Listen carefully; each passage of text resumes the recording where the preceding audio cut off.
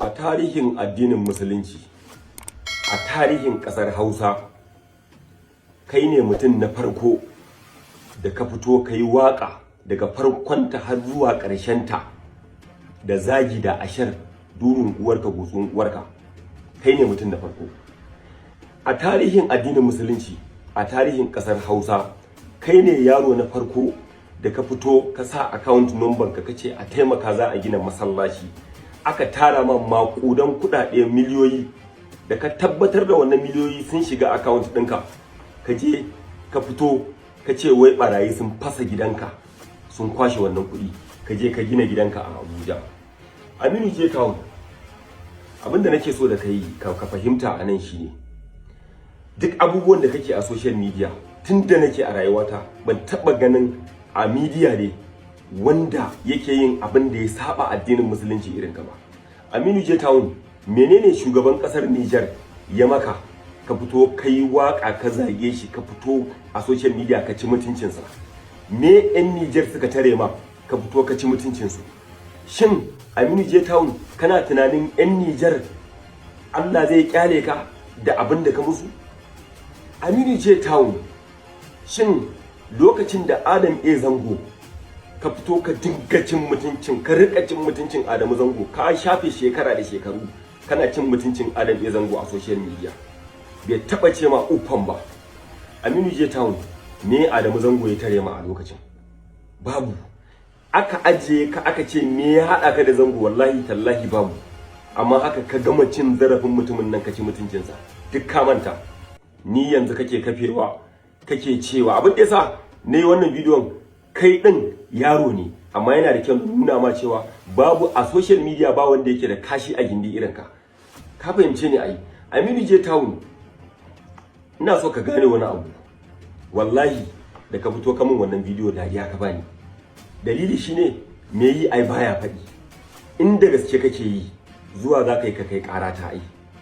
Ko ka kai ƙarata ka ce bana ya je ya sari kansa, ya fasa motarsa, ya ce an yi attacking ɗinsa ne. To me riba ta?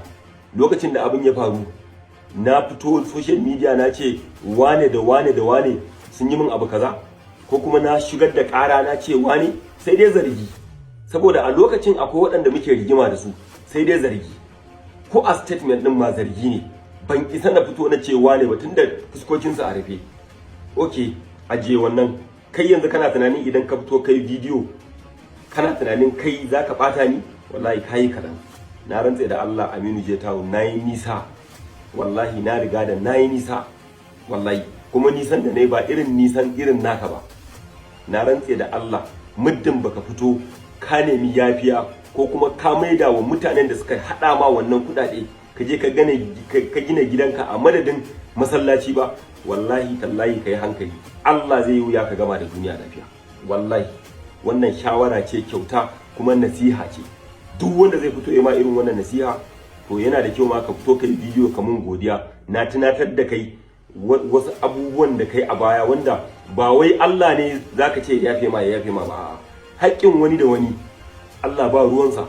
Waɗanda suka tura ma wannan kuɗaɗe da ka gina wannan gida a madadin masallaci, su ya kamata ka je ka nemi tuba yafiya. Wasu in kuma ba su yadda ba ka maida musu kuɗin su. Ka fahimta ai? Ba zagi, ni ba zan zage ka ba. Kai ne dai kai ta wannan ashariyan da zagi. Dama Bature ya ce charity begins at home. So tarbiyar da ka taso da shi kenan. Gashi nan kuna ganin wannan, kuna kallon wannan bidiyon ai. Nan gidan gala ne, ya je yana rungumar yarinya. To haka dai duk wanda ya kalle ka ya san kai ba mutumin kirki bane da abubuwan da kake aikatawa. Allah ya sa mu dace, Allah ya shirye ka, ba ma iya kai ba, duk wani wanda yake irin abu irin naka Allah ya shirye ku. Ba na da hannunka ka fasa motanka da gora, kuma goran polisawa ma sun rike har kace goran da barayi suka tare ka suka bibbige maka mota. Na ɗaya kenan. Na biyu ba na da kai ka bada kuɗi akan a siyo tattabara guda biyu akan idan aka je a sa maka jinin su a jikinka.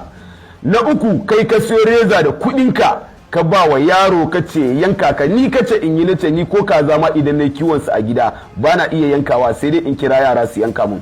Idan ka isa ka fito ka karya ta wayannan maganganu. Idan ka fito ka ce maganganu da Yusuf Zango ya faɗa karya ne, to wallahi na daina maka bidiyo har abada. Idan kuma ba haka ba har abada ina nan ina maka bidiyo, ba wanda isa yana ni maka bidiyo. Masu kira na kuna bani shawarwari, alhamdulillah ina ɗaukan shawarwarin ku, kun ga na rage bidiyon, amma fa ba zan daina yin bidiyon ba, na rage ne amma ba zan daina ba. Na ɗaya kenan. Na biyu kuma masu min bidiyo kuna zagi na akan bana. Wato wala annabi yayi gaskiya. Akwai wani hadisi ingantacce a man ayyara akahu bi zambirin lan ya muta ta amalu, akan masu tozarta mutane. Duk wanda zai tozarta dan uwan shi akan yana aikata wani laifi, to kai ma ba za ka mutu ba sai Allah ya tozarta ka, ya sa ka aikata kwatankwacin irin wannan aikin. Shi kuma ba na ta nan karshen shi ya zo.